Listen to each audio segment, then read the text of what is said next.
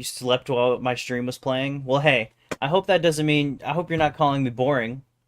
But if you're not, then I hope that it was a good sleep. And maybe my voice is rather soothing. But yeah. And real quick, before I start playing Sparking Zero, I wanted to do something kind of different because what I plan to do is once this live stream is done and posted, I'm gonna download it and then I'm gonna chop off this like opening part because I wanted to talk about the new movie Sinners. Um, it was a really good movie.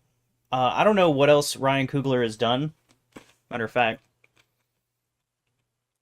but that man did a really good job on Sinners. Um, it was different. It was fresh. It felt very like, oh wow, he actually did Black Panther. Hold up. Um,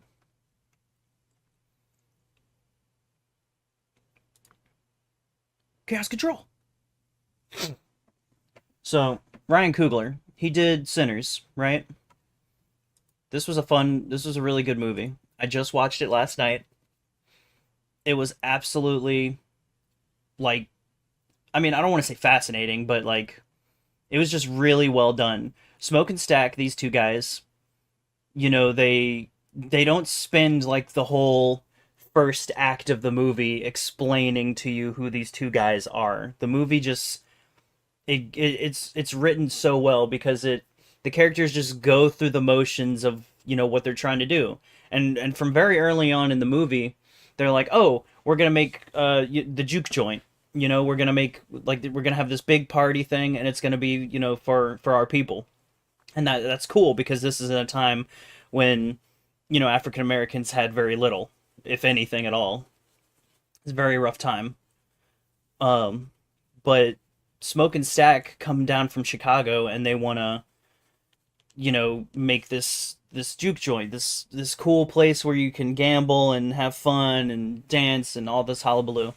And they meet this young guitarist guy. And what's cool about the movie is that you just go through the actions of the movie. There isn't this big dialogue dump or narrative dump. You're just seeing them go make these stops, setting up the place so that they can run it for the night.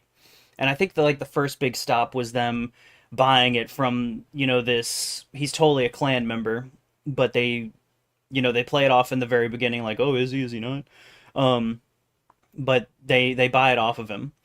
And then, they get to they do all their stops. They meet some other characters. It's very good. I'm world building, sure, story progression, and then they get into the joint, and everything's cool. And there's this really nice scene of how music like transcends different like cultures and not timelines, but parts of history. It was just so well done. This movie is so much about show not tell, and that's exactly what a movie should be. And I feel like not many movies do that anymore, and at least not to this degree of quality. So Ryan Coogler did a great job. And while I'm looking at his other stuff, um, I mean, I see Wakanda Forever 2 here, but I don't know if he was like super. Was he the director? I mean, not that you get too much directing power in a lot of these huge budget movies, just because, you know, they kind of tell you what to do. I heard Creed was really good. Oh, and Creed 3 and Creed 2. See, I need to watch more of his stuff. I need to watch some of his older stuff, I think. But yeah, I mean, I loved Black Panther and I loved Sinners. And I don't want to spoil a whole bunch of stuff, but the dude he's definitely like making a name for himself, and I love that. But watch this movie. It was super fun. Yes, there's vampires. I mean, yeah. Um, and it's just really cool. Highly recommend it. I wish more movies felt this well crafted with stories and characters that were this good.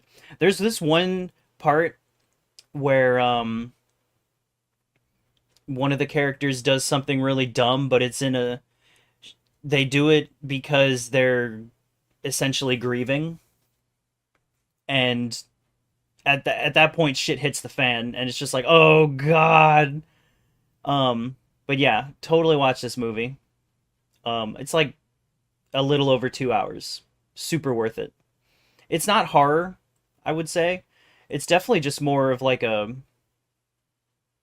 I don't know, smorgasbord of genres.